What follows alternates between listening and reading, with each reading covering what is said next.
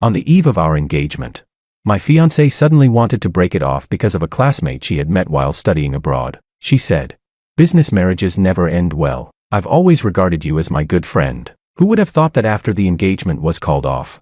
She pointed at my business partner and said, "Men are really all the same. Not a single one of you is any good. It's only been a few days since the engagement ended, and you're already impatient to find someone new. I really misjudged you." I asked her what on earth she was trying to do. Her voice trembled as she said, "George, you clearly said you would wait for me to change my mind." I was stunned. "Wait, when did I ever say that?" She answered righteously, "Your actions told me so. Otherwise, why didn't you cut off the investment in the Liu family? If it weren't for your Wang family injecting capital, the Liu Corporation's cash flow would have collapsed long ago. They would have gone bankrupt." I was speechless. "You should have said so earlier. Why didn't you say it sooner?" Chapter 1. I stood at the entrance of the banquet hall, my gaze cutting through the clinking crowd and landing on Willow, who was surrounded by several socialites not far away. "President Wang, congratulations," a business partner said as he approached with a glass of champagne. "You and Miss Liu are truly a match made in heaven." The corner of my lips lifted slightly. I raised my glass and took a small sip. "Thank you for coming." My eyes never left Willow, but I noticed her smile was a little forced. Her fingers kept rubbing the rim of her glass, one of her little habits whenever she felt nervous. "Willow," I walked to her side, my voice gentle. "Are you tired?" She clearly froze for a second before turning around. I'm fine. I had someone prepare your favorite macarons. They're in the lounge area." I naturally took the champagne glass from her hand. "Drink less. Your stomach isn't great." A socialite in a pink evening gown dramatically clutched her chest. "Oh my God. President Wang is way too attentive." "Willow, did you save the galaxy in your previous life or something?" Willow tugged at the corner of her lips and forced a smile. "He's always been like this." I caught the subtle change in her tone, but only gave her hand a light squeeze. "I'll get you some desserts." As I moved through the crowd, I heard whispers behind me. I heard they were engaged since they were little.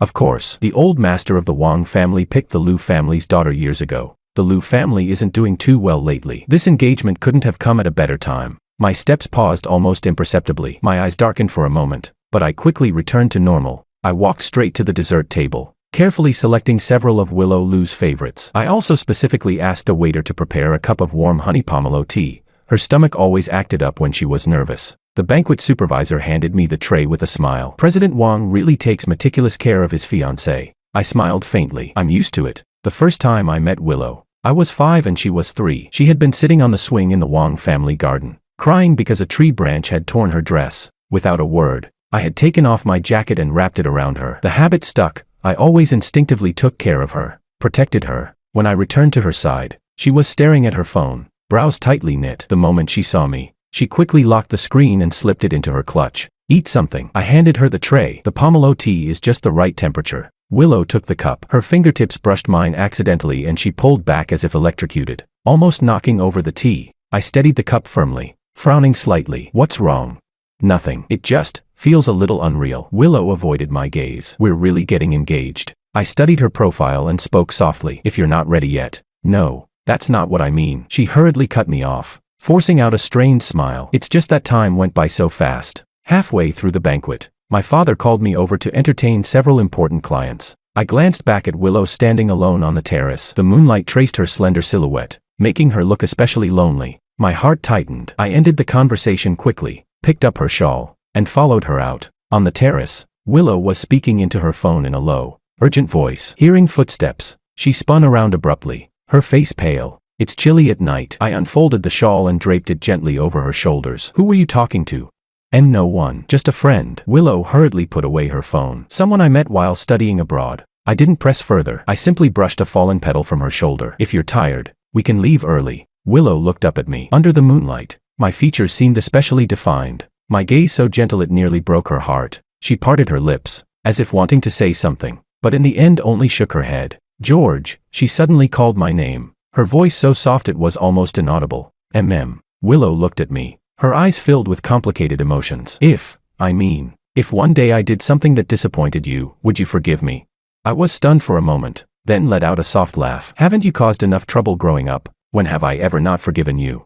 "This time is different," Willow murmured under her breath. The host's voice echoed from inside the banquet hall, inviting the soon-to-be engaged couple onto the stage. I extended my hand to her. "Let's go. Everyone's waiting for us." Willow looked at my hand and hesitated for a second before placing hers in it. I immediately tightened my fingers and led her into the spotlight. Standing on stage, I could feel her hand trembling slightly. When the host announced the exchange of engagement rings, she almost failed to hold the diamond ring steady. Without drawing attention, I steadied her hand. Amid the applause, I slid the ring onto her finger, then bent down and gently kissed her forehead, our most intimate gesture, the way one would treat a precious treasure. Smile, I whispered in her ear. Everyone's taking pictures. Only then did Willow seem to snap back to reality and force out a smile. But I could tell, her heart wasn't here at all. After the banquet ended, I personally drove Willow home. In the car, she kept staring out the window, silent the entire way. We're here. I parked in front of the Liu family villa and walked around to open the passenger door for her. Get some good rest. Willow Liu stood at the entrance. Suddenly, she turned and hugged me. The embrace was light and brief.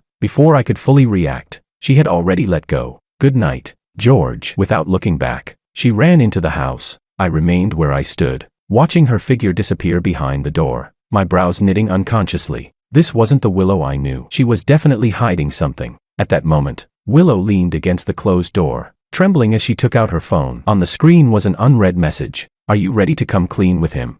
She closed her eyes. Tears slid down silently as she whispered to herself. George.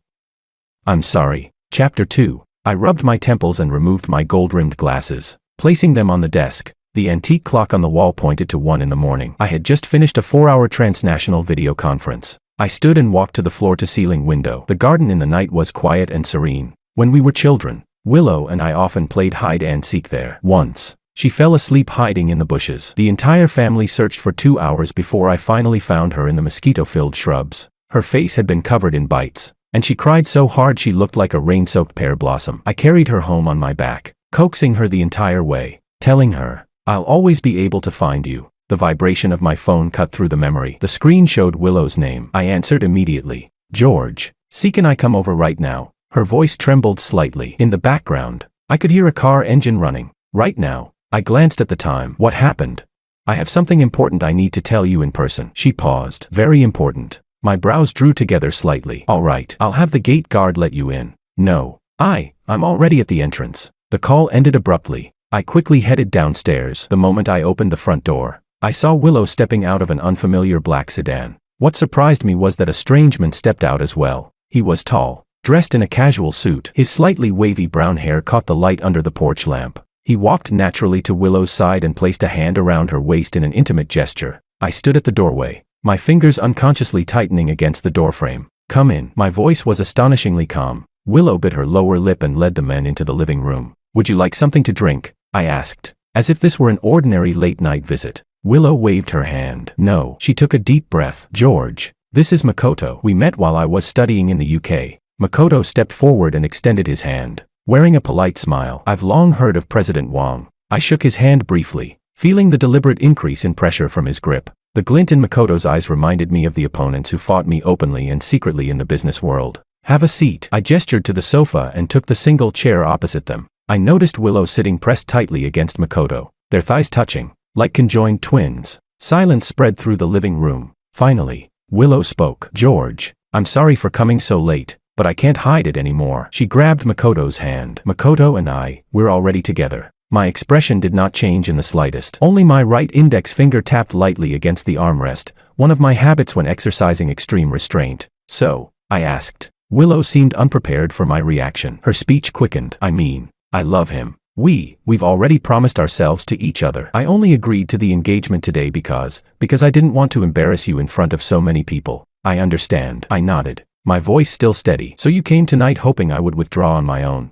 Makoto cut in at that moment. President Wang, we're sorry to meet under these circumstances, but Willow said you're a reasonable man. We hope you can understand that true love cannot be forced. His tone was humble, but his eyes carried provocation. Of course, if you're concerned about your reputation, I can refrain from making our relationship public for the time being. I suddenly laughed, though there was no emotion in my eyes. Mr. Ito, you're overthinking it. The engagement between Willow and me was our elders' arrangement to begin with. If her heart belongs to someone else, I won't stand in her way. Chapter 3. Willow suddenly looked up, disbelief flashing in her eyes. Why, you're just agreeing like that?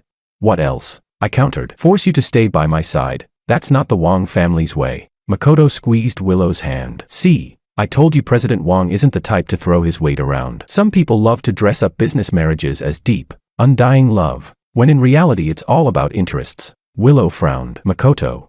For the first time, my gaze turned cold. Mr. Ito, you've only just arrived. I'm afraid your understanding of the Wang and Liu families is limited. I suggest you do your homework before making comments. Makoto Ito's expression stiffened briefly, but he quickly put his smile back on. Of course, that was careless of me. Willow looked at me, then at Makoto, and suddenly stood up. George, we've known each other for too long, so long that we can't even bring ourselves to hurt each other. Right, we're better suited to being good friends, not husband and wife. In my heart, you'll always be my good brother. I slowly rose to my feet, standing more than half a head taller than her. I looked down at her, my gaze as deep as the sea. I'll ask only once. Are you certain?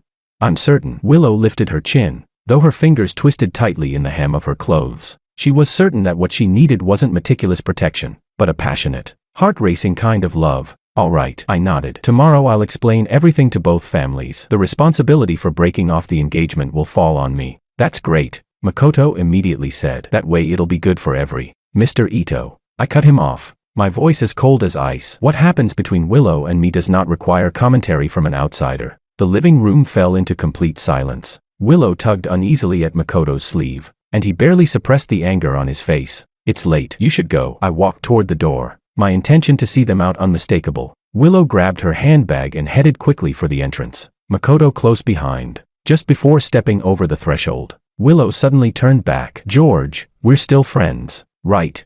Under the moonlight, half my face was illuminated, half in shadow. I remained silent for a few seconds, then said softly, "Good night, Willow." The sound of the door closing was light, yet it echoed through the empty villa. I stood there without moving. After a long while, I returned to the living room and picked up the half glass of water Willow had left behind. She hadn't taken a single sip. I slowly poured it down the sink. Soft footsteps came from upstairs. Uncle Joe, the old housekeeper, walked down wearing a coat. "Young master, were there guests at this hour?" "It's nothing, Uncle Joe." My voice had already returned to calm. "Have someone replace the sofa covers in the living room tomorrow. The champagne-colored set. All of them." I turned and walked upstairs, my steps still slow and steady, but only I knew that at this moment. It felt as if a hollow had been carved out of my chest. More than 20 years of habit and expectation had been uprooted in a single night. Outside the villa, inside the black sedan, Willow looked back through the car window at the brightly lit windows of the Wang residence and suddenly felt an inexplicable panic. "What's wrong?" Makoto started the engine, having second thoughts. "No." Willow shook her head. "It just feels too smooth. It doesn't feel real." Makoto let out a scoff. "What's not smooth about it? No matter how powerful George is, it's not like he can force you to marry him." He reached over and pinched Willow's cheek. "Stop overthinking it, baby. Starting tomorrow, we can finally be together openly." Willow forced a smile and leaned back in her seat. As the car drove away from the Wang villa, she couldn't help but look back once more. Under the moonlight, the mansion she had grown up playing in gradually receded into the distance, like something she couldn't quite name, quietly slipping through her fingers. Chapter 4. The first rays of sunlight poured into the bedroom. I was already fully dressed, standing before the floor-to-ceiling window. My phone screen lit up. A message from my father. "I heard you took the initiative to break off the engagement. The old master just called." He was shaking with anger. "I need an explanation." My fingers paused over the screen before replying. "Willow's heart belongs to someone else. There's no point in forcing it. I'll personally apologize to Grandpa Liu." The moment I pressed send, another message came in. "The board of directors is already asking, are we still investing in the Liu Group's project?"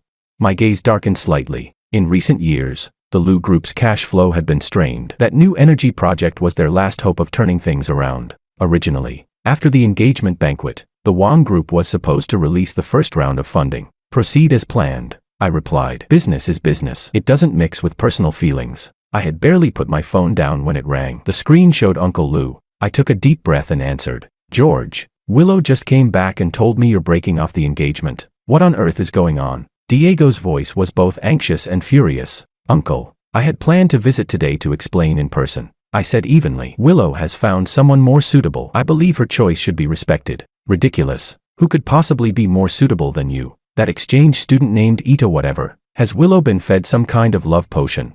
I walked into the dressing room and retrieved a document from the safe. "Uncle, I'll bring the termination agreement this afternoon. As for Willow's feelings, I think she has the right to decide for herself." There was a long silence on the other end. Finally, Diego let out a heavy sigh. "George, did you already know about this?"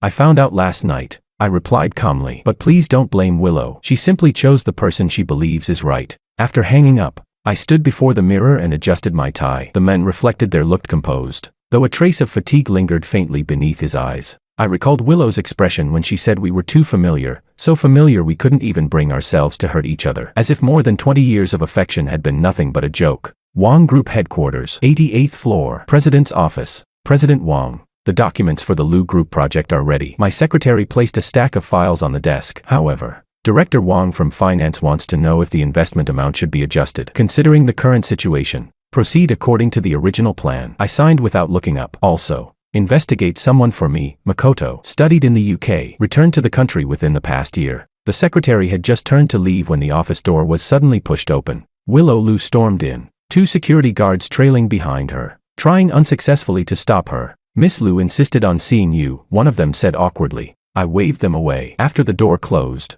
Willow flung a stack of photos onto my desk. Care to explain? Her voice trembled. You break off the engagement yesterday, and today you're already rushing to find someone new. I lowered my eyes to the photos. They showed me at a restaurant last week discussing business with a female client. The angles were deliberately chosen to make it look like an intimate date. The edges had even been intentionally cropped to remove the other colleagues who had been present. I shrugged. A business meeting. I pushed the photos back toward her. Who gave these to you? Does it matter? Willow let out a cold laugh. I just didn't expect that while you kept saying you respected my choice, behind my back you'd be this eager. I stood up and walked around the desk until I was directly in front of her. Willow, you've known me for over 20 years. Do you really believe I would do something like this? She took a step back. I didn't, until Makoto showed me these. He was right. You businessmen are the best at putting on one face in public and another in private. Makoto, my eyes turned icy. He followed me and took these photos. Willow shot back emotionally. He just happened to see it. George, do you know what disgusts me the most? It's not that you're seeing another woman, it's that yesterday you acted so generous. Chapter 5. I looked at her quietly, my gaze probing, almost amused. After a long moment, I asked, you believe him, but not me. I believe the evidence. Willow pointed at the photos. Makoto's right, you're exactly the kind of person who... Enough. I cut her off. My voice remained calm, yet carried unquestionable authority. Willow, our engagement has already been dissolved. Who I meet is none of your concern. Even if I were seeing someone new, so what? As for these photos, I picked one up and held it against the light. Tell Makoto that next time he secretly takes photos, he should remember to use a camera with higher resolution. Willow's face flushed red, then pale. Why, you have nothing to explain. If you believe him, there's no need to ask me. I walked back behind my desk and sat down. If there's nothing else, I have a meeting to prepare for. Willow stood there, her chest rising and falling sharply. She had expected to see me flustered, scrambling to explain. My composure only fueled her anger. George, I never thought you were this kind of person. She snatched up the photos and stormed out, slamming the door. The office fell silent again. I picked up the intercom. Secretary, investigate Makoto's background. The more detailed, the better. 3 days later, the top private club in Rose City. Willow walked into the private room with her arm linked through Makoto's. Inside, it was already filled with their friends, mostly people from her study abroad circle. Ever since news of the broken engagement spread, her social media accounts had been flooded with questions. Willow, you really broke off the engagement with George? A girl in a red dress asked eagerly. Why? Makoto answered first. Because some people look polished on the surface, but are rotten underneath. He smiled meaningfully. Willow finally saw his true colors. The room erupted in murmurs, everyone pressing for details. Willow took a sip of wine and said vaguely, we just realized we weren't suitable. George isn't as good as I thought. Oh my God, another girl exclaimed. George is famous in our circle for being disciplined and self-restrained. So many socialites tried to get close to him and failed. Willow, you're not saying he... Makoto suddenly pulled out his phone. Perfect timing. I happen to have proof. He opened the photos, the very same ones he had shown Willow days ago. Look, this is your so-called self-restraint. The room buzzed instantly. Willow felt a flicker of discomfort. These were, after all, privately taken photos. But Makoto had already begun circling the room with his phone, making sure everyone saw clearly. And that's not all. Makoto continued, lowering his voice. The Wang Group has recently been secretly suppressing the Lu Group. Several Lu projects have already been snatched away. What? Willow shot to her feet. Why didn't I know about this? Your father didn't want you to worry. Makoto wrapped an arm around her shoulders. But I have friends in investment banking. They're well informed. George may act generous on the surface, but behind the scenes he's retaliating commercially. A man like that. The private room door was suddenly pushed open. Diego stood at the entrance, his expression dark. Willow, come home with me. The room fell silent. Willow stood up uneasily. Dad, what's wrong? Diego cast a cold glance at the phone in Makoto's hand. Spreading rumors outside, this is the kind of judgment you have. He then turned to the others in the room. The Wang and Lu families have cooperated for many years without conflict. Please do not believe certain individuals' fabricated claims. Chapter 6. On the drive back, Willow couldn't hold back anymore. Dad, those photos are real. George is a hypocrite. Photos can be taken out of context. Diego gripped the steering wheel tightly. Willow, I had someone investigate. Not only did the Wang Group not suppress us, they added another $50 million on top of the original investment. The finance department received the funds this morning. Willow froze. That's impossible. And that Makoto. Diego's voice turned even colder. He said he works at Goldman Sachs. I asked around. There is no such person at Goldman Sachs London. Willow's face turned deathly pale. There must be some mistake. Makoto. Enough. Diego slammed his hand against the steering wheel. I don't care whether you're truly foolish or pretending to be. From today on, you are not to see that man again, and you must apologize to George. I won't. Willow screamed. You've all been fooled by George. He's just a... The car screeched to a stop at the roadside. Diego turned to stare at his daughter. His eyes filled with unprecedented severity. Willow, your willfulness needs limits. You know the situation of the Lu Group. The Wang family is our last hope. If your stubbornness causes... Before he could finish, Willow cut him off. So I'm supposed to sell myself to save the family. Is that it? Tears burst from her eyes. All you care about is money. The company. She yanked the door open and ran out. Ignoring her father's shouts behind her, she flagged down a taxi and disappeared down the road. At the same time, in the president's office of the Wang Group, President Wang, we've confirmed everything. The secretary handed over a file. Makoto did study in the UK, but he was expelled last year for academic misconduct. After returning to the country, he's been circulating among wealthy social circles, specifically targeting heiresses. These are the profiles of 3 women he has been dating simultaneously. I skimmed through the documents, my expression growing colder by the second. Make backups of everything. Don't make this public yet. There's one more thing. The secretary added. Chairman Lu just called. He wants to meet you, likely regarding Miss Lu. I looked out the window. The sky was heavy and overcast, as if rain were imminent. Reply to Uncle Lu. I'll visit him personally tonight. The secretary hesitated. President Wang, forgive me for speaking frankly. After Miss Lu's behavior, why are you still helping the Lu family? I was silent for a moment. More than 20 years of ties aren't something you cut off overnight. I closed the file. Remember, don't let Willow know about what we found today. Not yet. The secretary nodded and left. I picked up the photo frame on my desk. Inside was a picture of Willow, Lu and me at 15, standing by the sea, both of us smiling brightly. I gently traced the edge of the frame with my thumb, then turned it face down on the desk. Outside the window, the rain finally began to fall. Chapter 7. The rain poured heavier and heavier. Willow stood in the corridor outside her father's office, her fingers tightly gripping the strap of her handbag. It had been 3 days, ever since their argument in the car. Her father hadn't returned home. She had made dozens of calls, all redirected to voicemail. Miss, the chairman is in a meeting, the secretary said politely, blocking her way. Would you like to wait in the lounge? Willow shook her head and pushed open the office door directly. It was empty. Documents were piled high on the desk. The ashtray was filled with more than a dozen cigarette butts. Beside it sat an open bottle of anti-anxiety medication. Her father never took those in the office. Where is he meeting? She asked the secretary, her voice trembling involuntarily. The secretary hesitated. Emergency board meeting on the 36th floor. The Lu Group's cash flow has encountered some issues. Willow rushed toward the elevator, her heart pounding like a drum. She knew the Lu Group had been struggling, but had it reached the point of an emergency board meeting? Outside the conference room on the 36th floor, through the heavy wooden doors, she heard her father's hoarse voice. If there's no additional capital injection, the new energy project will have to be suspended. That means all our previous investment. A male voice interrupted him. Chairman Lu, you were the one who guaranteed that the Wang Group would inject capital. Now that the engagement is dissolved, it's only logical for George to reconsider. But you shouldn't have concealed this from the board. The Wang Group has not withdrawn its investment. Diego's voice suddenly rose. The first payment has already arrived. Then why is the finance department saying? Willow couldn't listen any longer. She pushed the door open. The room fell silent instantly. More than a dozen board members turned to look at her. Diego stood before the projection screen. Dark circles hung heavily beneath his eyes. His suit was wrinkled, as if he hadn't changed in days. Willow. He was clearly startled for a moment before his face darkened. Leave. This isn't your place. Dad. What's happening to the Lu Group? Willow stood her ground. Why didn't anyone tell me? An elderly director sighed. Miss Lu, your father insisted on keeping it from you. The situation is very serious. Without at least 300 million in liquidity, we'll have to begin large-scale layoffs next month. Enough. Diego slammed his hand on the table. Willow, go back to my office and wait. Willow had never seen her father lose control like this. Numbly, she nodded and stepped out of the conference room. In the hallway, her trembling fingers dialed Makoto's number. Makoto, the Lu Group is going bankrupt. She choked out the moment he answered. What? Makoto sounded shocked. That's serious? Hasn't your dad figured something out?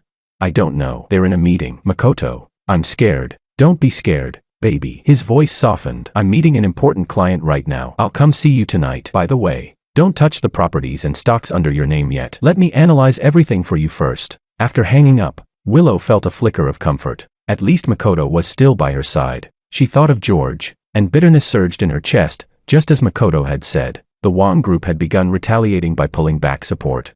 That evening, Willow fell asleep in her father's office while waiting. She was awakened by the sound of an argument. Rubbing her eyes, she saw her father shouting into his phone. What do you mean only 3 more days? President Lee, we've worked together for 20 years.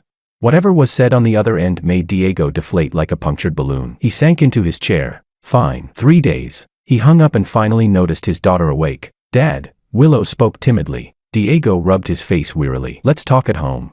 The Lu villa was brightly lit yet eerily cold. Simple dishes sat on the dining table, barely touched. Finally, Willow broke the silence. So, the Wong Group really withdrew their investment. Diego put down his chopsticks, irritation creeping into his voice. I told you. No, the first payment arrived on time, but the originally promised second round. George said it requires reevaluation. That's retaliation. Willow burst out. I knew he wasn't that generous. Retaliation. Diego let out a cold laugh. Then who do you think anonymously injected 150 million into the Lu Group? Willow froze. What anonymous injection? 3 days ago, Diego said slowly. An offshore company contacted us through an intermediary, offering short-term financing at an unbelievably low interest rate. He stared at her. I only found out today that the actual controller of that company is George. Chapter 8. The spoon in Willow's hand clattered against the plate. That's impossible. Why would he do it anonymously? Diego shot back. Why do you think? His voice suddenly rose. Because he knows how stubborn you are. He knows you'd rather let the Lu Group go bankrupt than accept his help if you knew it came from him. Willow stood up abruptly, the chair scraping harshly against the floor. This isn't help, it's humiliation. She snapped. He just wants me to know that without him, the Lu family is nothing.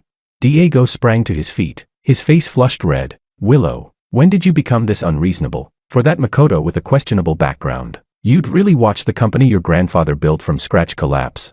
Makoto, he what? Diego cut her off. What has he done for you these 3 days? How many calls has he made? And George? Even after you humiliated him publicly, he's still helping the Lu family in secret. Can't you tell who's sincere and who's not?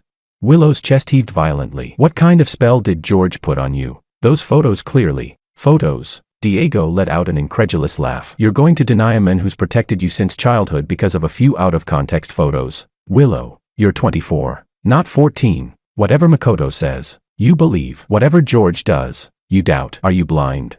Dad. Tears streamed down Willow's face. How can you say that? It was clearly George who. Suddenly, Diego clutched his chest. His face drained of color as he staggered, grabbing onto the dining table for support. Dad. Willow rushed forward to steady him. He pushed her hand away, struggling to pull a pill bottle from his pocket. He poured out 2 tablets and swallowed them dry. His breathing grew heavy. Sweat beaded across his forehead. Weakly, he forced out the words, call an ambulance. In the hospital corridor, Willow curled up on a bench, staring at the red light above the emergency room. Acute myocardial infarction, the doctor had said. Fortunately, he was brought in time. She scrolled through her phone mechanically. Makoto had sent several messages, asking about the family's exact financial situation, saying he could help find investors, but that she would need to sign a few authorization documents first. A new message popped up from an unfamiliar number. How is Chairman Lu? Do you need help contacting specialists? Willow stared at the message for a long time. Suddenly, realization dawned. She typed back, George. There was no reply, but 10 minutes later, the hospital director personally arrived, saying that top cardiac specialists in the country had been contacted for a remote consultation. Willow tightened her grip on her phone. It felt as though a heavy stone was pressing against her chest. She found George's number in her contacts. Her finger hovered over the call button. In the end, she didn't press it. At 3 in the morning, Diego was out of danger and transferred to a VIP ward. Exhausted, Willow returned home, only to find Makoto waiting at the entrance. Baby. He pulled her into his arms. I was worried sick. How's your dad? Willow let him hold her. Then she noticed the corner of a document sticking out of his suit pocket. What's that? Makoto quickly shoved it back inside. Nothing, just some information on potential investors who might help the Lu Group. You'd need to sign an authorization so I can represent you. Willow shook her head tiredly. Tomorrow. I'm too exhausted. All right. Makoto kissed her forehead. Oh, by the way, I looked into that anonymous investment. It's not George at all. It's a company called Hongyuan Capital. George is lying to you. Willow's head snapped up. Really? Of course, Makoto spoke with absolute certainty. I have a friend at the financial bureau. We checked thoroughly. George just wants you to feel indebted and obediently go back to him. Willow bit her lip. The scale in her heart tilted once more. She knew it. George wasn't that kind-hearted. Early the next morning, Willow went to the hospital to see her father. Outside the ward, she heard voices from inside. Uncle Lu, please focus on recovering. There's no rush to repay that money. Consider it an advance from the Wang Group for the project. George's voice, low and gentle. Willow froze at the doorway. Chapter 9. George. Diego's voice was weak but steady. That child Willow, she's been too foolish. I apologize to you on her behalf. There's no need. I said softly. She's just placed too much trust in that man. That Makoto. I've uncovered more information. Diego coughed a few times. He's not some outstanding student at all. He specializes in deceiving wealthy young women. I know. My tone cooled slightly, but Willow won't believe us right now. Uncle Lu, focus on your recovery. I'll keep an eye on the company. Outside the door, Willow gripped the frame so tightly her knuckles turned white. She should walk in and expose George's so-called lies. Yet a small voice deep inside her whispered, who is actually lying? The door opened. I stepped out of the room. Seeing her, I paused briefly before returning to composure. Your father needs rest. Don't stay too long. I brushed past her, a faint scent of sandalwood lingering in the air. Suddenly, Willow grabbed my wrist. Why did you make the investment anonymously? I didn't pull away, nor did I look at her. The Lu Group needed the money. It doesn't matter who provided it. Then why admit it? Your father found out. There was no need to continue hiding it. I gently withdrew my hand and gave her shoulder a light pat. But don't worry. I've instructed the finance department to continue stating publicly that the funds came from Hongyuan Capital. Her chest tightened. Do you think this will make me grateful? That I'll come back to you? At last, I looked at her. My gaze was tired, distant. Willow, not everything revolves around you. After a pause, I added. That money was given out of respect for the decades-long relationship between our families. It has nothing to do with you. I turned and walked away, my footsteps fading down the corridor. Willow was left standing there alone. The morning dew had not yet fully evaporated when I stood once more outside the VIP ward, a stack of documents in hand. Through the small window in the door, I saw Diego sitting upright against the headboard, taking a phone call. His complexion looked better than yesterday. President Wang. You're here. The attending physician approached. Chairman Lu is recovering well. With 2 more days of observation, he can be discharged. I nodded. Thank you for your care. Of course. The doctor hesitated before adding. Miss Lu didn't stay overnight. She said she had urgent matters. My expression remained neutral. She has her own life. When I entered the room, Diego had just ended his call. His face was grave. Uncle Lu. Good morning. I placed the documents on the bedside table. Here's the progress report on the new energy project. The second round of funding was transferred this morning. Diego removed his reading glasses and rubbed the bridge of his nose. George, I truly don't know how to thank you. There's no need. I sat down beside the bed. I've spoken to the board. No one will take advantage of your illness to cause trouble. That's not what I meant. Diego sighed heavily. Willow went to see that Makoto again last night. I called her. She didn't answer. My expression didn't change. She has the right to choose her partner. But that Makoto, Diego straightened up emotionally, only to wince from the pain in his chest. The private investigator I hired confirmed it. He's a professional con artist. He specifically targets wealthy daughters for money. He even has a record in the UK. I took a file from my inner jacket pocket. I found similar information. He's simultaneously involved with at least 3 women, all only daughters from affluent families. Diego flipped through the pages, his face growing darker. Does Willow know about this? I haven't told her. My voice was steady. She wouldn't believe me. That foolish girl. Diego closed his eyes in anguish. George, give her another chance. Once she sees that bastard's true colors. Uncle Lu, I interrupted gently. Willow and I are over. I'm helping the Lu Group because of the long-standing friendship between our families. Chapter 10. Silence settled in the hospital room. Outside the window, a sparrow landed briefly on the ledge, chirped twice, and flew away. I understand. Diego finally said. It's just a pity. You two were so close since childhood. I rose to my feet. I have a meeting this afternoon. I'll visit again tomorrow. If you need anything, contact me anytime. After leaving the hospital, I didn't return to the company. Instead, I drove to a café in the western part of the city. It was a discreet little place Uncle Joe had recommended, suitable for discussing important matters, as he had put it. Pushing open the glass door with a small wind chime hanging above it, I was greeted by the rich aroma of freshly brewed coffee. My eyes were immediately drawn to a figure by the window. Anna Sue sat there, flipping through an architecture design magazine. Sunlight streamed through the floor-to-ceiling windows, casting a soft glow around her silhouette. Today she wore a simple light blue blouse, her hair loosely tied back, revealing the graceful line of her neck. So different from the radiant Sue heiress at business banquets. Right now, she exuded a quiet, intellectual beauty. I approached the table. Have you been waiting long? Anna looked up, her eyes curving slightly as she smiled. I just got here. You look sunnier than last time. This was, in my understanding, our first formal meeting. 2 weeks ago, at that business gala, a mutual acquaintance had introduced us. After a brief conversation, we realized we were both fellow victims of relentless parental matchmaking pressure. Coincidentally, Anna mentioned she had just ended an unpleasant relationship. Is that so? I replied. You look more authentic than at the banquet. I chose my words carefully. Anna laughed. Because I'm not wearing makeup.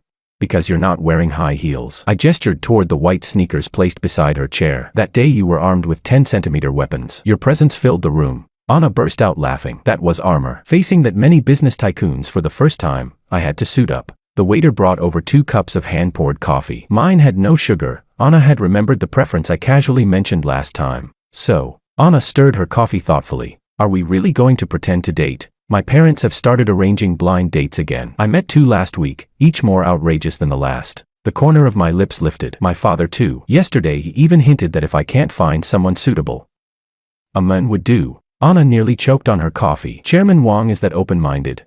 Desperate. I corrected lightly. What about you? Why choose me as your shield?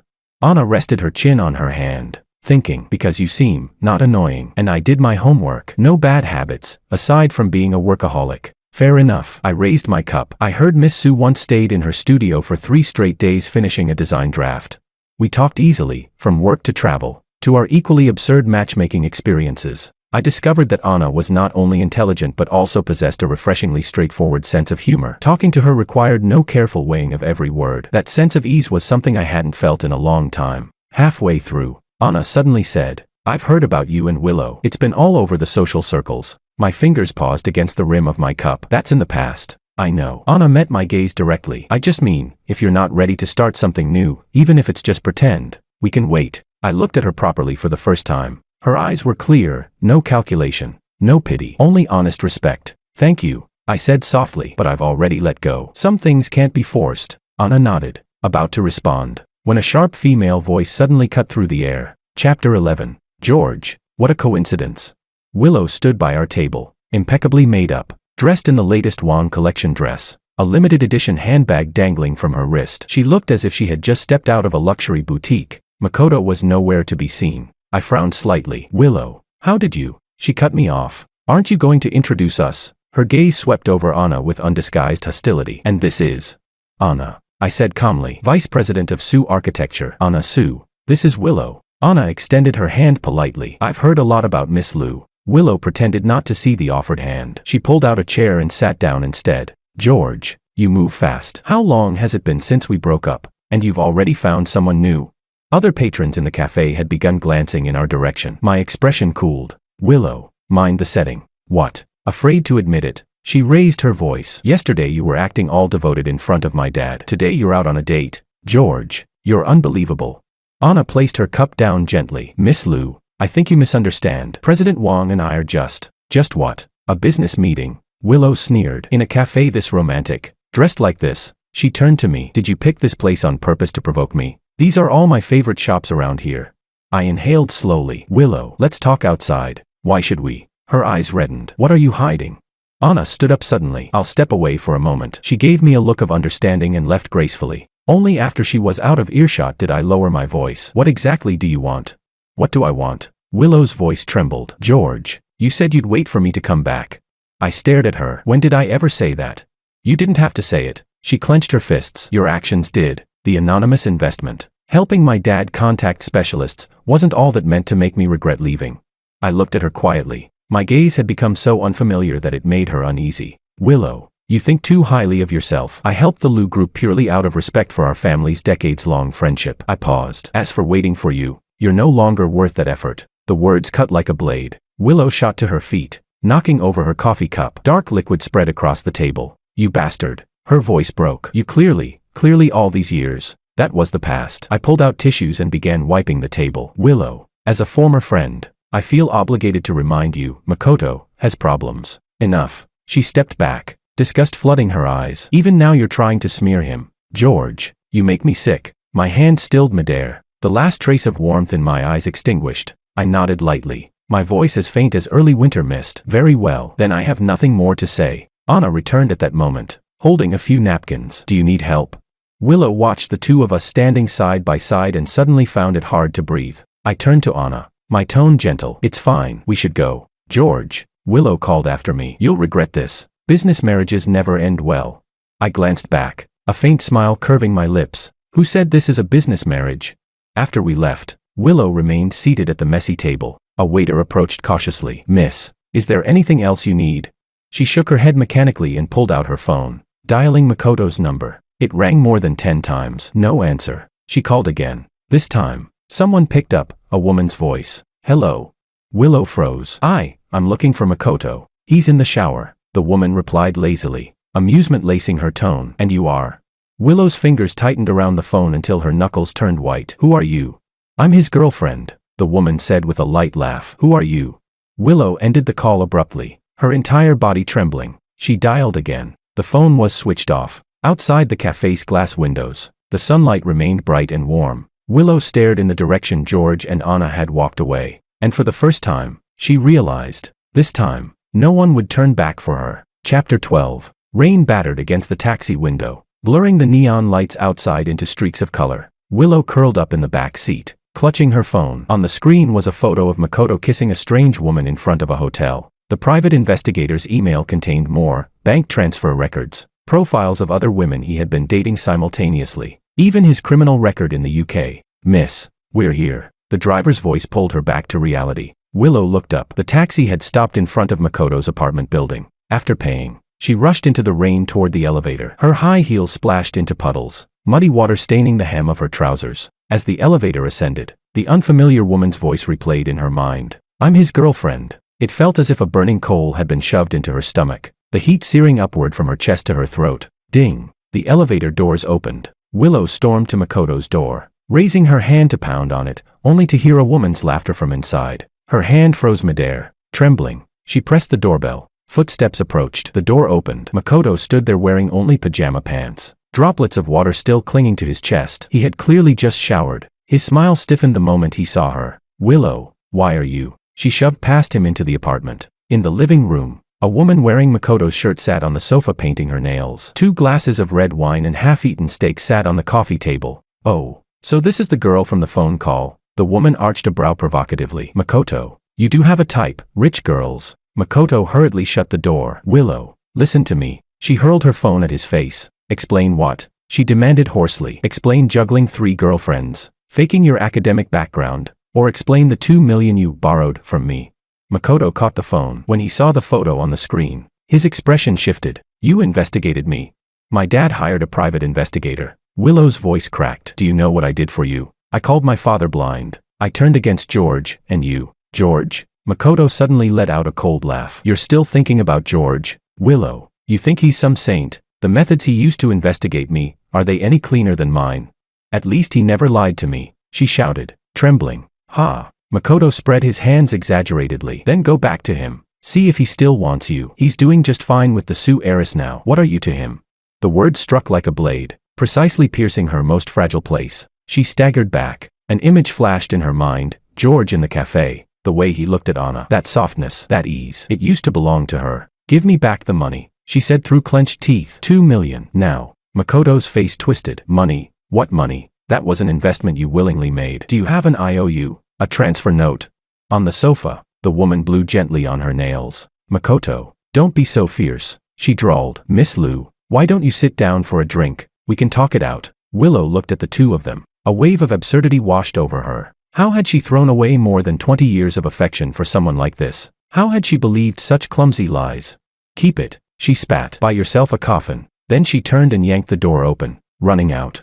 The rain poured even harder. Willow wandered the streets aimlessly, soaked through, her hair plastered to her face, Passing a jewelry store, she noticed the television in the display window broadcasting financial news. Today, the Wang Group and Su Architecture announced a strategic partnership. There are also rumors of an upcoming marriage alliance between the two families. George Wang, heir of the Wang Group, was photographed attending an event alongside Anna Su, the Su family's only daughter. Willow froze. On the screen was a photo of George holding an umbrella over Anna. He was slightly leaning down, listening to her speak, the expression on his face, so familiar, and yet no longer hers. The phone vibrated. It was a message from Diego. Willow, come home. George has helped us contact a new investor. The Lu Corporation is saved. In the rain, Willow's tears slid down silently. She hailed a taxi to the Wang Group headquarters. The Wang Tower was brightly lit. Even though it was already 9 at night, as the core of a business empire, quite a few employees were still working overtime. Soaked to the skin, Willow walked into the lobby. The receptionist stood up in surprise. Miss Lu, is George here? Willow's voice was hoarse. President Wang is in a meeting on the 68th floor. But Willow had already rushed toward the elevator. She unlocked the private elevator with her fingerprint. George had never revoked her access. As the elevator ascended, Willow looked at herself in the mirror. Her makeup was smudged, her hair tangled, her eyes swollen and red. This disheveled figure was completely different from the proud heiress of the Lu family she once was. The door to the conference room on the 68th floor was half open. George's voice came from inside. So this project will be handed over to President Song for supervision. The Su Corporation will send a technical team over. We expect that by next week. Willow pushed the door open, and every gaze in the room turned toward her. Chapter 13. At the head of the conference table, I was dressed in a deep blue suit. Documents spread out before me. When I saw her, my brows knit slightly, but the expression quickly faded. Meeting adjourned for 10 minutes. I said to my team, please take a short break. One by one, they filed out,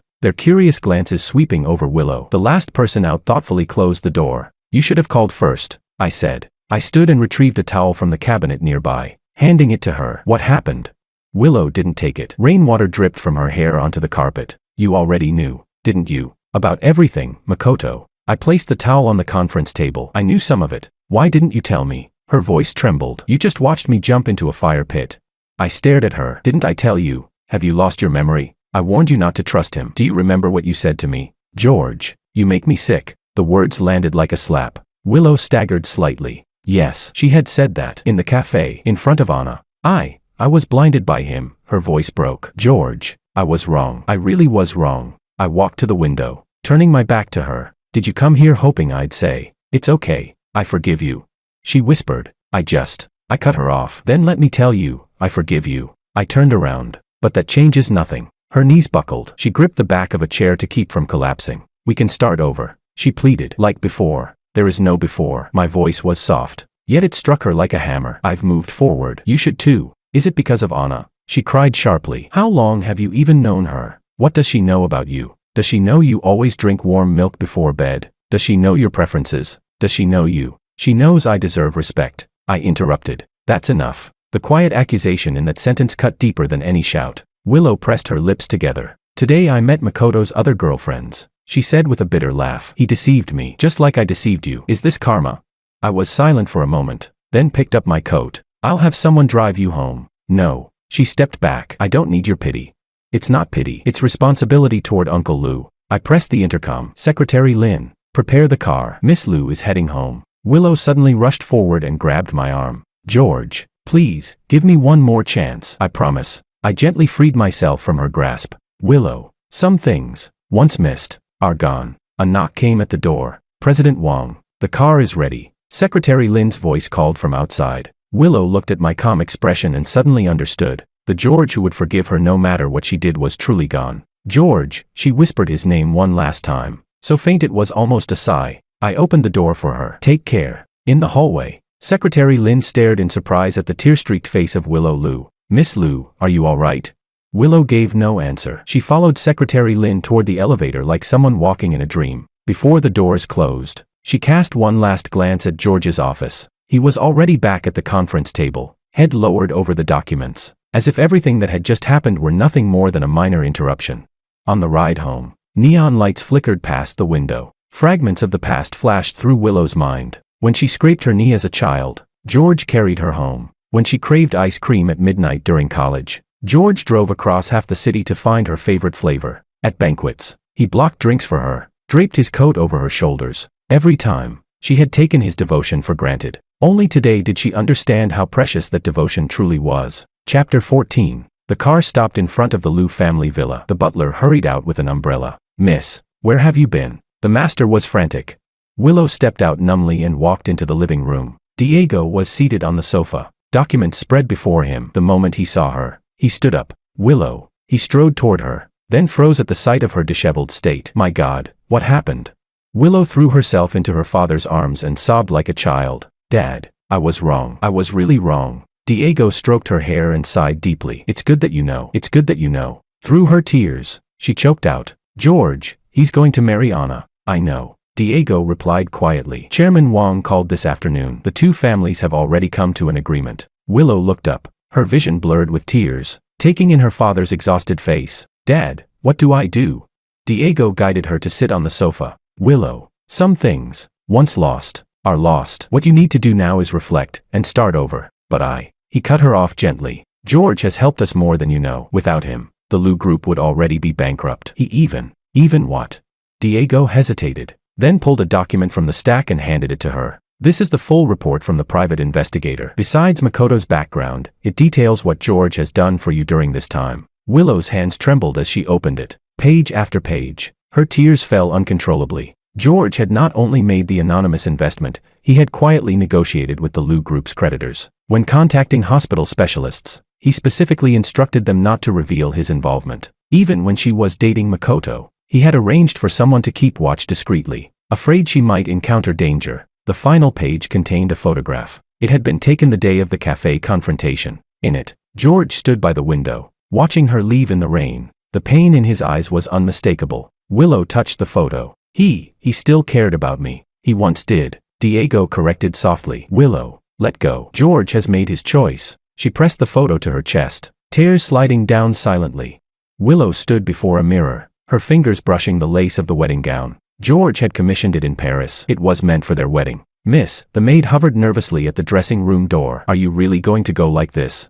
Willow said nothing. She pinned the veil into her hair. In the mirror, the woman staring back was flawlessly made up, yet there was something unhinged flickering in her eyes. Her phone screen was still lit. On it was the official engagement invitation from the Wang Group. George Wang Anna Su. Tonight, 7 p.m. Royal Ballroom. Imperial Grand Hotel. Prepare the car, Willow said at last, her voice frighteningly calm. The maid hesitated. "The master said you're not allowed to." "I said prepare the car." Willow suddenly grabbed a perfume bottle from the vanity and hurled it at the wall. Glass shattered. A cloud of fragrance exploded into the air. "Are you defying me too?" The maid recoiled in fear and rushed off to comply. Willow inhaled deeply, picked up a small pill bottle from the table, and swallowed 2 white tablets. They were sedatives prescribed by her doctor. Lately, they barely worked. Luxury cars lined the entrance of the Imperial Grand Hotel. When Willow stepped out, the doorman visibly froze. Miss Liu, head held high, dragging the long train of her wedding gown behind her, she walked through the revolving doors. Inside the lobby, guests turned one after another. Whispers surged like a rising tide. "Is that Willow? My God, why is she wearing a wedding dress? I heard she hasn't been mentally stable lately." Willow ignored it all. She walked straight toward the elevator. Outside the royal ballroom, Wang Group staff were checking the guest list. When they saw her, the receptionist's mouth fell open. "Miss Liu, you're not on the list. Fuck off." Willow shoved her aside and forcefully pushed open the grand doors of the ballroom. Chapter 15. The ballroom glittered beneath crystal chandeliers. Glasses clinked. Laughter echoed. I stood on stage in a perfectly tailored black tuxedo. Beside me, Anna wore a pale gold evening gown, elegant and composed. The host had just finished speaking. Applause and warm laughter rippled through the hall. Then, the doors burst open with a thunderous crash. Every head turned. In an instant, the entire ballroom fell silent. "George," Willow's voice pierced through the stillness. "You can't marry her." Hundreds of eyes fixed on her. She stood at the entrance in a white wedding gown, the fabric glaring under the lights. Her makeup was immaculate, yet distorted by agitation. I narrowed my eyes, my expression turning glacial. Anna tilted her head slightly, a flicker of something like pity crossing her gaze. "Willow," my voice carried evenly through the microphone. "Don't make a scene." "I'm not making a scene." She dragged her train forward. The crowd parted instinctively, forming a path. "George, I was wrong. I know I was wrong. Makoto is a liar, he deceived me. But now I understand. The one I love is you. It's always been you." A wave of murmurs surged through the guests. Phones were raised. Camera flashes ignited in bursts. Willow reached the foot of the stage and looked up at me. Do you remember? She pleaded. You said you would always protect me, always be able to find me.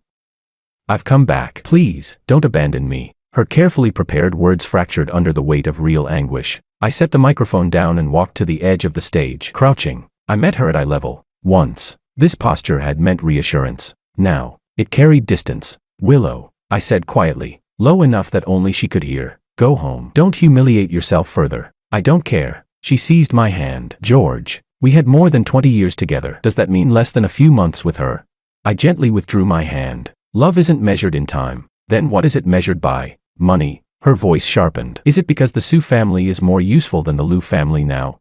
Gasps rippled through the hall again. Anna stepped forward, standing beside me. She didn't speak. She simply looked at Willow. There was no anger in her eyes, no contempt, only a quiet, almost compassionate understanding. And somehow, that was more devastating than any accusation. Anna, Willow screamed at her. You think you've won? He'll never love you the way he loved me. Do you know which side he sleeps on? Do you know he? Security, I said calmly, my voice chillingly steady. Please escort Miss Lou out. 2 uniformed guards stepped forward. Don't touch me. Willow staggered back. She pulled a stack of photos from her clutch and flung them onto the floor. Everyone look. This is Makoto. George knew he was a fraud and never told me. These are the other women he was dating at the same time. And proof he took my money.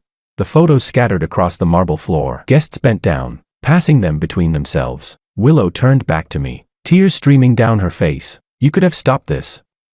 You could have. I sighed softly. I told you before. Willow, I did try. My voice carried a note of weariness. You chose to believe him. Because I was stupid. Because I was blind. She cried hysterically, laughing through her tears. But now I understand. You're not like them. You were sincere to me. The doors swung open again. A man in a silver suit strolled in, wearing a smirk of casual arrogance. Well, this is lively, Makoto drawled. Willow froze as if struck by lightning. Willow, he continued lazily, did you wear a wedding dress to beg me to take you back? Chapter 16. The entire ballroom erupted instantly. Willow's face turned ghostly pale, as if she had seen a specter. You, how are you here? Makoto strolled forward leisurely, plucking a glass of champagne from a passing waiter's tray. President Wang invited me, he said casually, raising his glass toward the stage. Much appreciated, President Wang. If you hadn't sent someone to find me, I wouldn't have known my ex-girlfriend was this devoted. Willow whipped around to look at me. You brought him here. I remained expressionless. I simply thought you deserved to face reality. Reality? Her voice cracked. Fine, then I'll face it. She turned on Makoto. You liar. You scum. You stole my money, my feelings. Oh, come on. Willow. Makoto took a sip of champagne. Weren't you happy when you were with me? Have you forgotten what you said back then? In the end, we were both getting what we wanted. You're lying. She lunged at him, but security blocked her. Makoto shook his head with a mocking smile. Look at you now. Pitiful. He raised his voice deliberately so the guests could hear. Ladies and gentlemen, Miss Lou and I did have a relationship, but let me clarify, the $2 million was a voluntary investment, not fraud. As for the other women, he shrugged. We never defined exclusivity. A ripple of light laughter spread through the crowd. Willow stood frozen, her wedding gown suddenly absurd, like an outdated joke. Makoto leaned closer, lowering his voice. Wake up. George doesn't want you anymore. Right now. You're just a clown. That was the final straw. Her legs buckled. She collapsed to her knees, the carefully styled hair falling loose around her distorted expression. I picked up the microphone. Please continue enjoying the evening, I said evenly. Security, escort both of them out. The guards lifted Willow. Another move to guide Makoto away.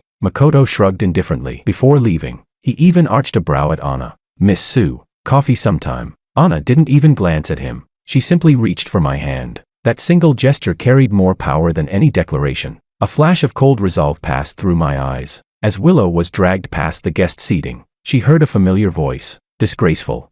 She looked up. Diego stood there, his face ashen with anger and heartbreak. Dad, she whispered weakly. He turned away without another word. The ballroom doors shut behind her, sealing off the lights, music, and laughter. In the corridor, Makoto had already disappeared. Only 2 guards remained nearby, watching her warily. Willow dragged her wedding gown toward the elevator. Stumbling, the mirrored walls reflected her image, smudged makeup, tangled hair, hollow eyes, like a ghost. The elevator doors opened to reveal a group of well-dressed young guests. At the sight of her, they fell silent. As she brushed past them, whispers trailed behind. That's Willow.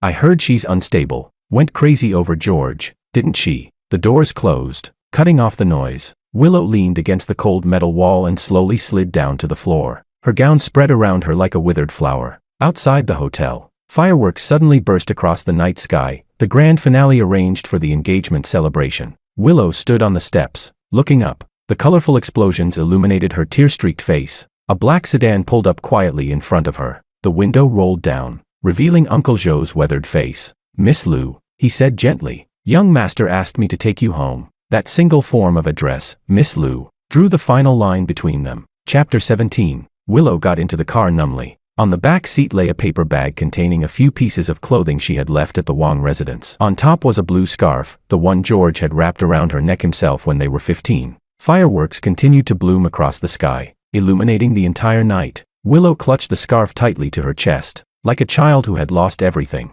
she finally broke down and sobbed. She now sat curled up on the bay window in her bedroom, her fingers unconsciously stroking that same blue scarf. Outside, autumn rain fell steadily, draping the city in a gray mist. Since the disastrous scene at the engagement banquet 2 weeks ago, she had not stepped outside this room. Her phone lit up, a message from her father. "Willow, come downstairs for dinner. The Lu Group secured new investment. We need to talk." She didn't move. The fate of the Lu Group meant nothing to her now. Her social media accounts had been overwhelmed by photos and videos from that night. Headlines like, "Lu heiress loses her mind," and "Failed wedding crash at elite engagement," had trended for days. Former friends had vanished overnight. She had become a public spectacle. On her bedside table lay a photo album, one she had spent 3 sleepless nights assembling. From age 5 to 24, every photograph of her and George was carefully arranged inside. Beside each one, she had written words of regret and longing. Her phone vibrated again. A news notification. Heir of the Wong Group and Su heiress spotted on romantic getaway in the Maldives, premarital honeymoon.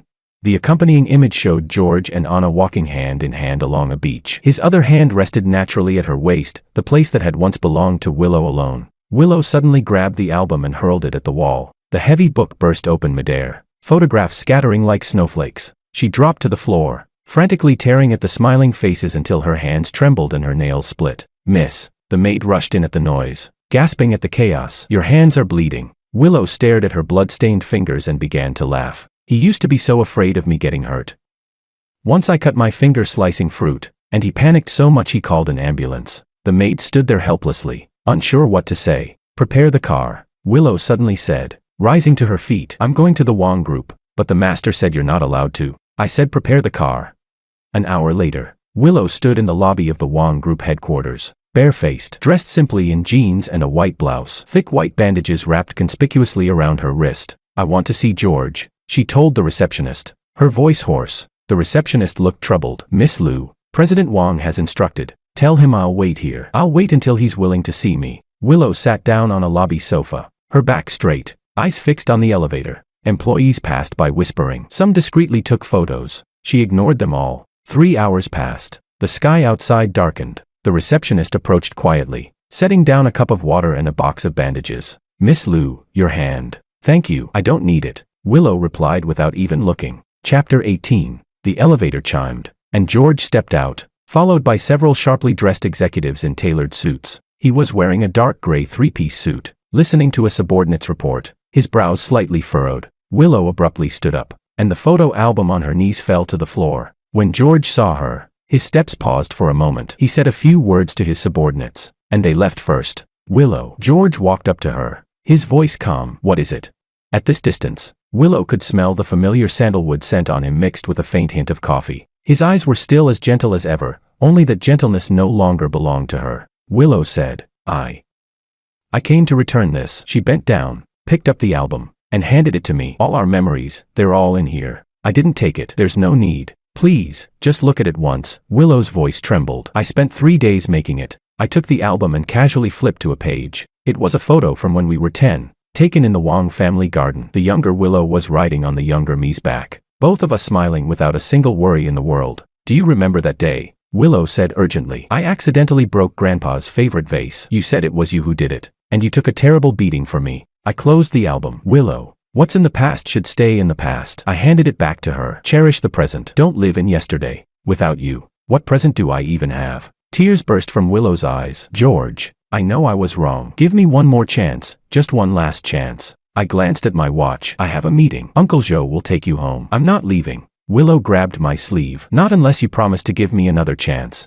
I pried her hand off. "Willow, Don't do this. Then what do you want me to do? Her voice rose, drawing more attention. Kneel and beg you. I can do that. She made as if to kneel, and I grabbed her immediately. That's enough. A trace of anger finally entered my voice. I frowned. Look at yourself, the Liu family's heiress kneeling in public. Do you have any self-respect left?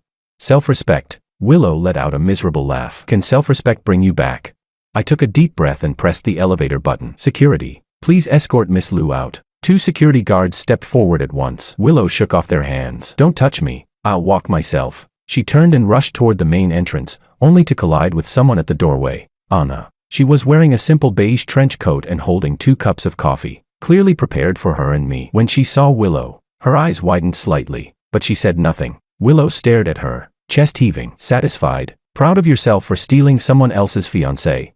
Anna's gaze was as calm as still water, a faint sigh lingering at the corner of her lips. Miss Liu, I understand how you feel, but some bonds were never stolen by anyone. She paused slightly, her voice light as a feather falling to the ground. They were pushed away by your own hands. The words pierced Willow's heart like a blade. She raised her hand to slap Anna, but I grabbed her wrist. Willow. My voice was cold as ice. Don't force me to call the police. Her hand froze midair. Tears blurred her vision. The way I stood protectively in front of Anna was like salt poured onto her bleeding heart. She said, "You'll regret this." She took 2 steps back. A business marriage will never end well.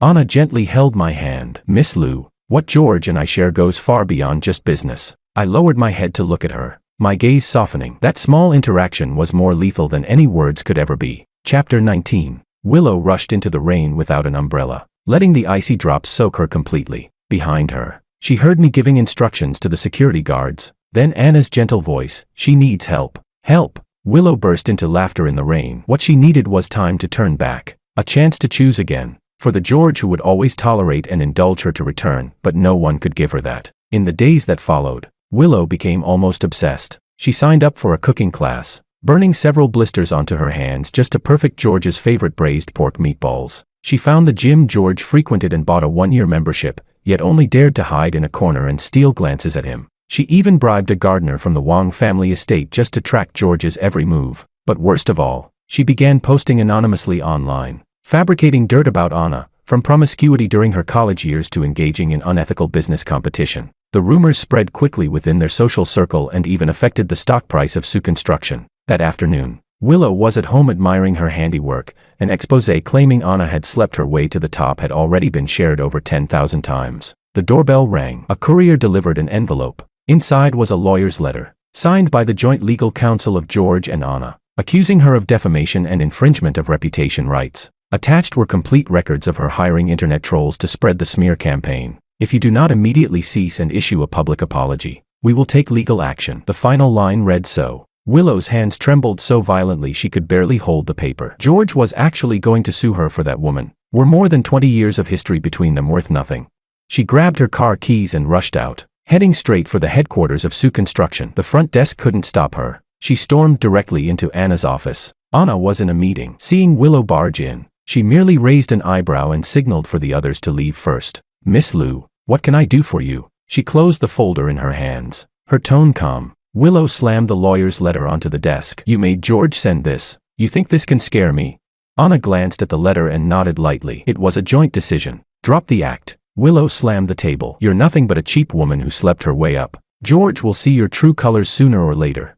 Unhurried, Anna pressed the intercom button. Security, please come to my office. Then she looked at Willow. Miss Liu, I understand your pain, but defamation and harassment won't solve anything. Pain? What do you know about pain? Willow's voice broke. George and I shared more than 20 years together, and you replaced that in just a few months. Anna spoke softly. Love isn't measured by time, remember? She added. George told you that. The word struck like a blade, hitting Willow precisely at her weakest point. She staggered back a step, suddenly dizzy. You too, her voice shattered. The security guards entered and stood by the door, waiting for instructions. Anna shook her head slightly, signaling them not to intervene yet. Miss Liu, her voice softened unexpectedly. Let go, for your own sake. George has already moved forward. You should too. Willow looked at the woman before her, elegant, composed, neither arrogant nor submissive. There was no victor's pride in her eyes, only something close to compassion. At that moment, Willow suddenly understood George's choice. I won't apologize. She turned and left,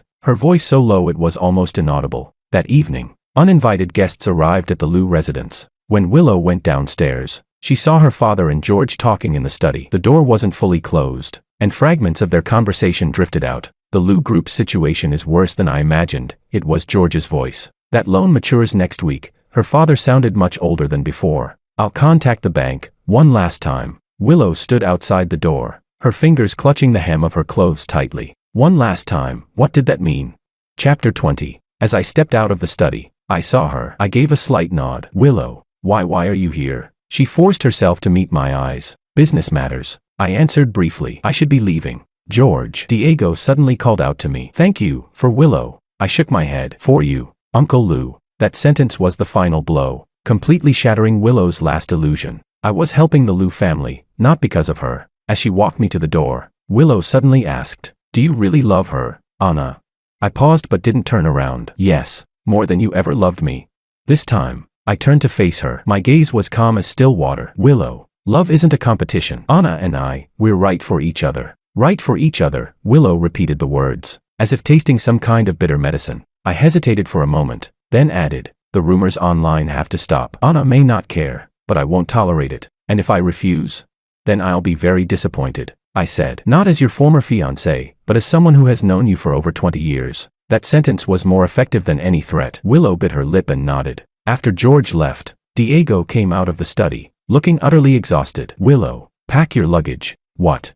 You're going to Switzerland next week. I have an old friend there, a psychologist. Diego rubbed his eyes wearily. You need help, child. Willow wanted to argue, but found herself speechless. She went upstairs to her bedroom, opened her computer, deleted every post defaming Anna, and then deactivated the account. On her desk lay today's financial newspaper. The front page featured a photo of George and Anna together. The headline read, The Strongest Alliance, Wong Group and Su Construction officially merge partial operations. In the photo, George had his arm around Anna's waist. They were gazing at each other with a kind of tacit understanding and happiness that stabbed at Willow's eyes. Willow gently traced George's smiling face with her fingers, then folded the newspaper and placed it at the very bottom of her drawer. Outside the window, the autumn rain continued to fall. She stood there, watching the raindrops trail down the glass like countless tear streaks. Finally, she gave up completely. Chapter 21. It snowed all night in Switzerland. Willow stood by the window of the sanatorium, staring at the vast expanse of white outside. 6 months had passed. Ever since Diego had forcibly sent her here, her days had become like the snow beyond the glass, quiet and pale. Miss Lou, it's time for your medication. A nurse pushed the door open and set down a glass of water and several pills. Willow mechanically swallowed them. These tiny white tablets kept the nightmares away, helped her temporarily forget the humiliation of wearing a wedding dress and losing control in public, and made her think of George a little less. On the bedside table lay an embossed invitation, delivered 3 days ago. It was George and Anna's wedding invitation. Her father had forwarded it to her with only one line attached, "Hope you've recovered." The design was minimalist, ivory cardstock with a single line, "George and Anna cordially invite you to witness our happiest moment." Inside was their silhouette by the sea. George was lowering his head to kiss Anna's forehead, a brilliant sunset blazing behind them. Willow had imagined her own wedding invitation countless times. It would have been the Wong family's ancestral design, deep blue with gold-foiled edges. The inner pages printed with photos of her and George from childhood to adulthood. And now, how are you feeling today? The door opened gently, and Dr. Meyer walked in. He was a Swissman in his 60s, with a salt and pepper beard, but eyes as bright as a young man's. Fine, Willow replied. She slipped the invitation under her pillow. Dr. Meyer sat down across from her, still looking at that invitation. Willow did not answer. In these 6 months, she had gone through anger, depression, self-loathing. Now, all that remained was a hollow calm. Miss Lou, the doctor said gently, avoiding your feelings will only prolong your suffering. Do you hate them? Hate? Willow shook her head. I hate myself. Why? She said. Because I ruined everything. Her voice was as soft as falling snow. George once loved me so much, and I pushed him away. Dr. Meyer considered this. Did you love him, or did you love how he treated you? The question cut like a blade, striking a truth Willow had never dared to face. She opened her mouth, but no words came out. The doctor stood. Tomorrow is your discharge day. Remember, the past cannot be changed, but the future can. After he left, Willow took out a stack of newspaper clippings from the drawer, all reports from the past 6 months about George and Anna. They attended charity galas together, co-hosted the launch of their newly merged company, stood before the media with fingers intertwined. In every photo, George's gaze was so tender it made her heart ache. That look had once belonged only to her, At the bottom was a court report: international fraud syndicate busted. Ringleader Ito sentenced to 7 years. In the photo, Makoto wore a prison uniform, no longer the charming and carefree man he once appeared to be. Willow tore all the clippings into pieces and threw them into the trash. Outside, the snow had stopped. Sunlight pierced through the clouds, glinting brilliantly off the snow-covered ground. She picked up her phone and booked a flight home. On the wedding day, the hotel was decorated like a dream, adorned with flowers and ribbons. The only daughter of the Su family was getting married. The young heir of the Wang family was taking a bride. This powerful alliance had drawn nearly the entire elite circle of business and politics. Willow stood inside a cafe across from the hotel, watching the lively scene through the window. She wore a simple black dress and a wide-brimmed hat, almost unrecognizable from the woman who had caused a scene in a wedding gown at the engagement banquet half a year ago. Chapter 22. A stretched limousine pulled up at the hotel entrance. George stepped out first, then turned to help the bride out of the car. Anna wore a simple yet elegant wedding gown. Her veil fluttered gently in the wind,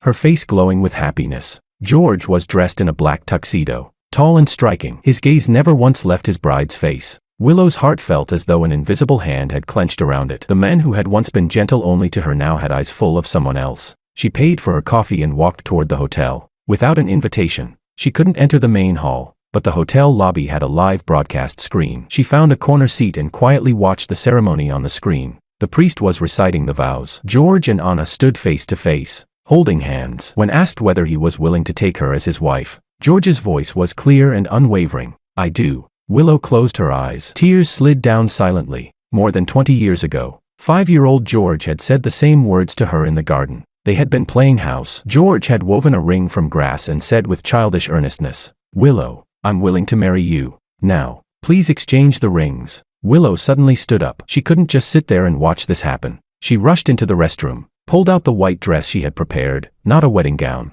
but close enough, and changed quickly. After running a hand roughly through her hair, she stormed toward the wedding hall. The security guard at the door recognized her. "Miss Liu, you can't." Willow pushed past him and charged inside. In the hall, I was slipping the ring onto Anna's finger. The guests were applauding with blessings. Willow's appearance was like a bomb, instantly shattering the perfect atmosphere. "George." Her voice rang sharply through the silent hall. Everyone turned. My expression shifted from surprise to guarded alertness. Instinctively, I stepped in front of Anna. "Willow." My voice was terrifyingly calm. "Don't do this." Willow stood in the center of the red carpet. Her plain white dress looked cheap and laughable against the luxurious wedding setting. Seeing my protective stance cut into her like a knife, she said, "I just came to wish you well." Her voice trembled. "George, I was wrong. I truly know I was wrong." The guests whispered among themselves. Some lifted their phones to record. Anna gently pressed my arm and stepped forward. "Miss Liu, thank you for your blessing. Would you like to stay and have a drink to celebrate?" That composed and gracious invitation only made Willow feel more humiliated. She looked at Anna. This woman's elegance came from within. It wasn't something a spoiled heiress could imitate. No need. Willow stepped back. "I just wanted to say, I'm sorry." "I'm sorry, George." My expression softened slightly. "Willow, let the past stay in the past. I hope you find happiness too." "Happiness?" Willow almost laughed. Without George, how could she ever be happy?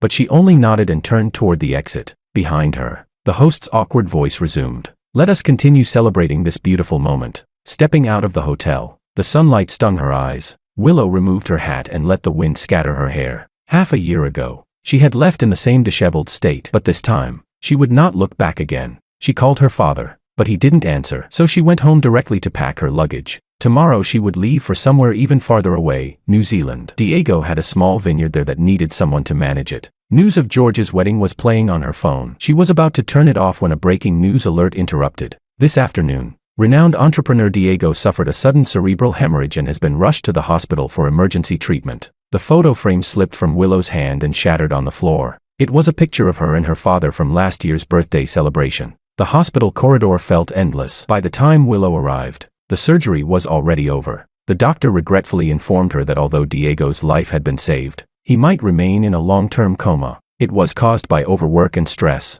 the doctor said. "Your father has barely rested in the past 6 months while trying to save the company." Willow knelt beside her father's hospital bed and held his pale hand. These hands had once sheltered her from every storm, and all she had given in return was recklessness and trouble. "I'm sorry, Dad." She pressed her face against the back of his hand, tears soaking the sheets. The hospital room door opened gently. Willow looked up and saw someone she never expected. George. Chapter 23. I was still wearing my wedding suit, though I had taken off the jacket and loosened my bow tie. I saw the news and came right away. I said softly, "How is Uncle Lou?"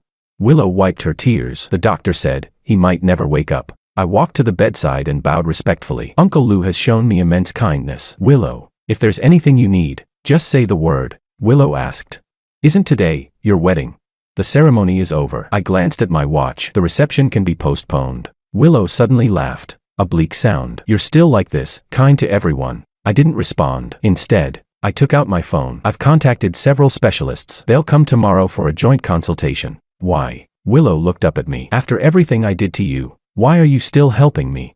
I thought for a moment. In life, there are some bonds that can't simply be severed. Uncle Lou has always been like a second father to me. What about me? Willow couldn't stop herself from asking. "Between us, is there anything left that can't be cut off?"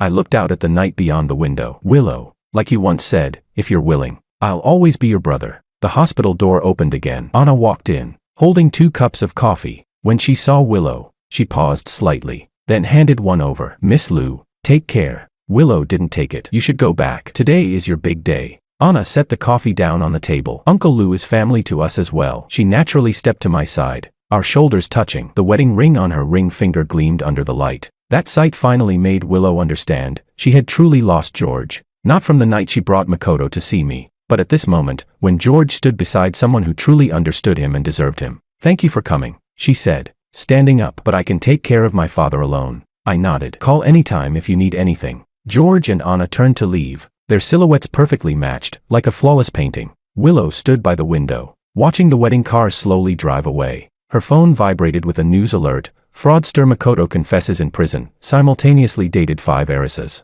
The article listed all the victims' names. Hers was at the very top. Willow turned off the phone and returned to her father's bedside. Outside, the starry sky glittered brilliantly, like countless eyes watching the once proud girl who now had nothing left. 1 year later, the New Zealand sunshine was dazzlingly bright. Willow wore a straw hat, inspecting that year's grape harvest in the vineyard. Her skin had tanned to a healthy wheat color, and her arms had grown stronger from labor. In the office lay a recently opened letter from Diego's attending physician. His condition had slightly improved. Occasionally, he could open his eyes. On the desk was also a greeting card addressed to George and Anna for their first wedding anniversary. Willow had written only 2 words, "I'm sorry." There was no signature, but she knew George would recognize her handwriting. A strange car was parked outside the vineyard. Willow walked out and saw a familiar figure standing in the sunlight. Anna, dressed in a simple white shirt and jeans, holding a document envelope. "Miss Lou," she smiled politely. "Forgive the unannounced visit." Willow was too surprised to speak. Anna had come alone, without George. "George doesn't know I'm here." Anna seemed to read her thoughts. "This is my personal decision." Anna handed her the envelope. "This is Wan Group's new round of investment agreement for Lu Group. The new energy technology your father developed has made a breakthrough. The market prospects are promising." Willow took the documents, her fingers trembling slightly. "Why help me?" Anna looked toward the distant vineyard. "Because there's always been a corner in George's heart that carries concern for the Lu family." She turned to meet Willow's eyes. "I want him to fully let go and move forward." The implication was clear. Only when the Lu family truly stood strong again could George be completely at ease. "I understand." Willow nodded. Anna turned to leave, then paused. "Oh, and Makoto committed suicide in prison. There was a powerful syndicate backing him all along. That's why he acted with such impunity. It's been taken care of now." Willow smiled with relief. "Thank you." Watching Anna's car drive away, Willow took a deep breath of air scented with grapes. The sky was a flawless blue, without a trace of cloud. She walked back into the office, picked up her pen, and began signing the documents. A new life had only just begun. Chapter Epilogue. On the night of my wedding with Anna, inside the bridal suite, the warm golden light softened everything it touched. I stood before the floor-to-ceiling window, my fingers lightly tracing the rim of a wine glass, my gaze settling on Anna, who sat quietly on the bed. "Anna," I suddenly spoke, my voice low. "Do you regret it?" She lifted her eyes. Faint sparks of light reflected within them. A small smile curved her lips. "What about you?" she asked. I set the glass down and walked over to her. Kneeling on one knee beside the bed, I gently took her hand. "I will never regret it," I said, looking at her intently, enunciating each word. "Anything." Anna's lashes trembled slightly. After a moment of silence, she finally spoke softly. "George, actually, I've known you far longer than you think." I paused in surprise. She continued. 20 years ago, at that charity gala hosted by the Wang family, you were wearing a little suit, standing in the garden, helping a little girl pick up her kite." She smiled faintly, Her eyes softened by memory. I was standing in a corner, watching you. My gaze shifted subtly as a blurred memory gradually came into focus. Later, Willow was always by your side, so I never dared to come closer, she said quietly. Not until your engagement to her was called off. My breath faltered slightly. My fingers brushed gently against her cheek. So you've been waiting for me all along. Anna lowered her eyes, the smile on her lips fading just a little. George, while there's still time, if you're not truly. Before she could finish, I pulled her into my arms, tightening my embrace as if I wanted to hold her into my very bones. There's no while there's still time, I said, my hoarse voice brushing her ear. Anna, I married you, not because of a business alliance, not because we're compatible, but because. I loosened my hold slightly, cupping her face and looking deeply into her eyes. From the first time you smiled at me at that reception, I knew I wouldn't be able to escape. Anna's eyes grew warm, and before she could speak, my kiss had already fallen, gentle, yet unwavering. Outside, the moonlight was bright and pure, and in my arms was the home she had waited half a lifetime to finally reach.